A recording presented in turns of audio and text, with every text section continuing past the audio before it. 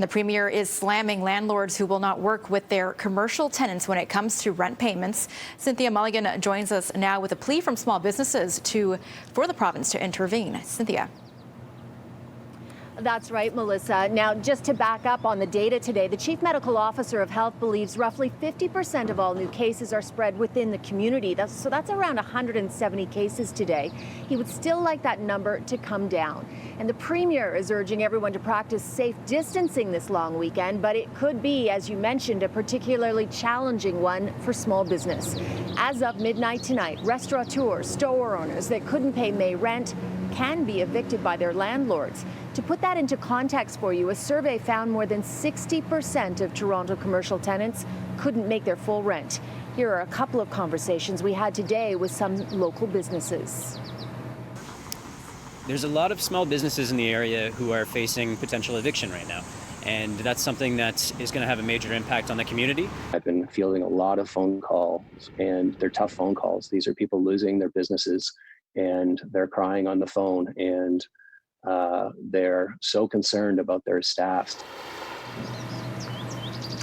Now, there is a joint federal-provincial relief program that would pay 50% of the rent. The landlord would pay 25% and the tenant 25%. But many business owners say landlords aren't going to use it.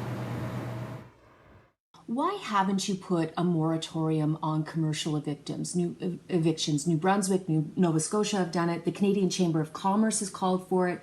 So has the Retail Council of Canada. There's 1.2 million leases. The tenants, my heart breaks for them. To be honest, I side with the tenants. Like, give them a break. If I were them, I'd take 75%. I think that's a pretty good deal for landlords. You either get 75% or you get zero. I can't stand these vicious landlords.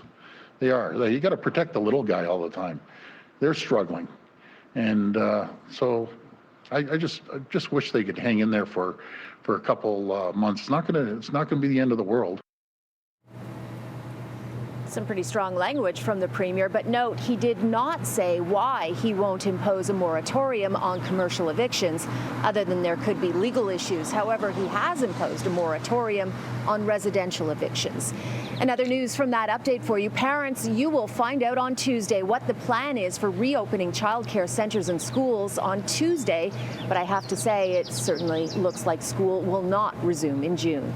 And the Premier was also asked why, under new Stage 1 rules that go into effect on Tuesday, why can't you have your family member, a new family member who doesn't live with you in your home, but your cleaning person can come in? I find it ironic. I asked the exact same question as what you asked. And it's about social distancing. And I'm going to use Dr. Williams again when he went to see his grandchildren. He said, hey, we were out on the porch, we social distance. That's what it really is, just using common sense. The government is also looking at increasing gatherings from 5 to 10 and maybe allowing family bubbles to pair up. An announcement on all that is expected next week.